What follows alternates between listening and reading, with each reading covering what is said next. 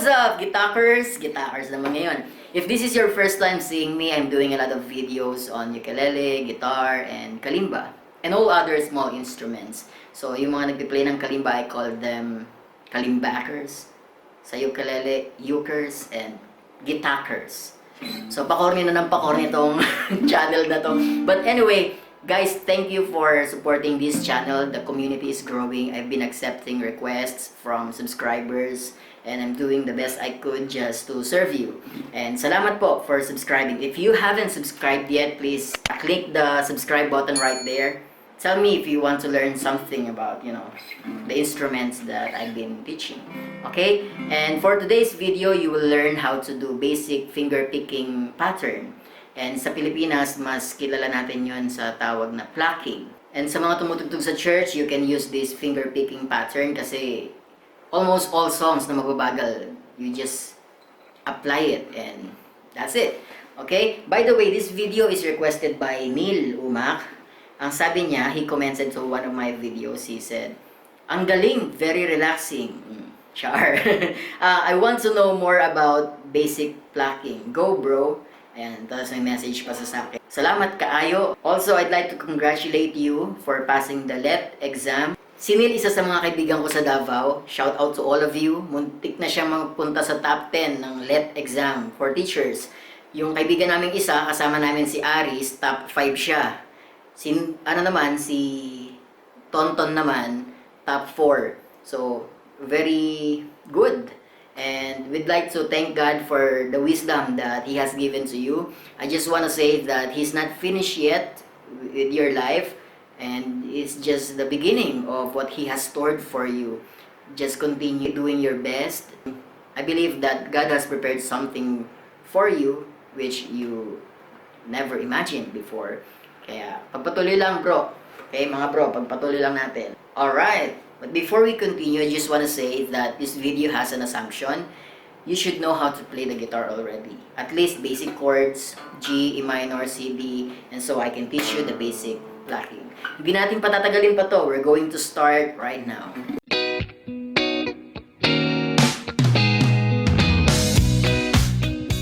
Okay, 3 things. First, our strings are numbered. May mga number yung string natin. This is the first string, second, third, fourth, fifth, and sixth. Okay? Next, we use our thumb for these 3 strings. So, sa 6th, 5th, and 4th, we use our thumb.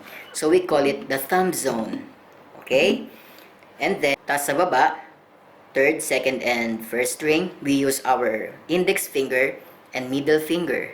Hindi natin sila gagamitin. But, this one is like this. It's like a leg. Tapos, ito, useless siya. Hayaan nyo lang. Okay? If you are going to study classical guitar, maybe they will ask you to use all the fingers. I'm not sure. But for this tutorial, you're learning how to play with the basic finger picking pattern. So, the most practical way of doing it is just to do it in your comfortable way. What is that? Alarm. Excuse me. Alright? So, just put it like this. Tungkod lang siya. It's a leg. And you're using your thumb for these 3. Then for the other 3, your index and your middle finger. Okay? And the last thing you need to know is how to count. We need to know how to count. At least 1 to 4. So, subukan natin. Okay? 1, 2, 3, 4. 1, 2, 3, 4. There is another way of counting. We need to put "and" between those numbers. So, parang ganito. And 1, and 2, and 3, and 4, and 1, and 2, and 3, and 4. Alright, so alam nyo na. Okay? Ang gagawin natin ngayon, we will put those counting sa ating mga kakalabitin na string. Okay, kakalabitin natin yung string na to, and we will put those numbers. Alright? Oh, so, ito yung 1, and 2, and. Again, 1 sa 6th, and sa 3rd, 2 sa 2nd, and back to the 3rd, and. Okay, 1, and 2, and 1, and 2, and. So let's do it like this again. 1, and 2, and 3, and 4. 1 and 2 and 3 and 4. So just leave those numbers behind, the other numbers for now, okay? So let's practice it together. Grab your guitar. We're going to do it like for 30 seconds just to familiarize your fingers doon sa mga strings, alright? So I'm using my index sa number 3 finger, sa third. Tapos I'm using my middle finger dito sa second. So let's try it now. Grab your guitar, okay? Don't just watch. Also, don't forget to subscribe. Okay, let's try. 1 and 2 and 3 and 4. 1 and 2 and 3 and 4. 1 and 2 and 3 and 4. 1 and 2 and 3 and 4. 1 and 2 and 3 and 4. 1 and 2 and 3 and 4. 1 and 2 and 3 and 4. 1 and 2 and 3 and 4. Okay? Pero mamaya dadagdagan pa natin siya. But for now, we're going to add chords. Okay, now you have chords here. Ang basic chords lang na gagamitin natin ay G, E minor, C, at D. Doon lang tayo, alright? So I just want to explain what we're going to use na bass sa bawat chord. Okay, so you must know that. You must memorize kung ano yung bass ng bawat chord. Okay, na gagamitin natin. But we're using the same pattern. Yung ginawa natin kanina. 1, 1 and 2 and 3 and 4. 1 and 2 and 3 and 4. But we need to change the bass. Alright, so I will give you the bass for those 4 chords. Number 1 sa G.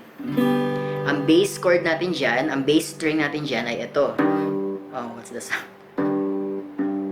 Okay, this one. Alright, next sa E minor, ang bass natin, same, ito pa rin. So we're not actually touching this, but for the sake of this tutorial, for the sake of learning, just put your fingers here, okay? That's the bass. And then for C, the bass is this one. Okay? 5th string. Alright? Sa D, the bass is this one. The 4th string. Alright? So kung gagamitin natin yung pattern, ganun lang ang gagawin natin. Tignan nyo ha. 1 and 2 and 3 and 4. 1 and 2 and 3 and 4. 1 and 2 and 3 and 4. 1 and 2 and 3 and 4. You get it? Alright? So I use this one for G. I use this one for E minor.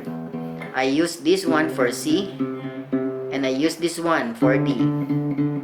So maybe it's your time to practice. Feel free to pause the video and practice it by your own. But if you want, let's jam along. I'm gonna do it again.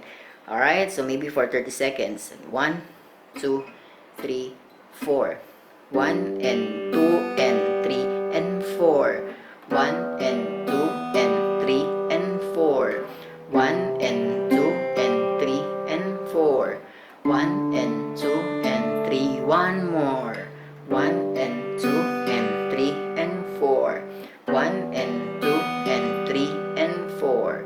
1 and 2 and 3 and 4. 1 and 2 and 3 and 4. This is the first part of the video. I-upload ko na lang yung next. The next video, you'll see it in the description below. And that is the continuation ng ating basic finger picking pattern or plucking pattern. Alright? Again, this goes like this. 1 and 2 and 3 and 4. 1 and 2 and 3 and 4. And you're just changing the bass depending on the chord that you're using. Okay? This finger picking pattern is very useful kung kayo ay tumutugtog sa church because you can use it in almost all songs that we have. Okay? Keep exploring the guitar, right? Just wait for the next one and you will love it.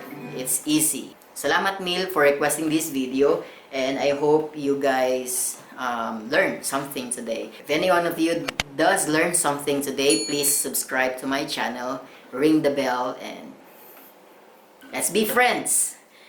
Bye-bye, guitarers. See you.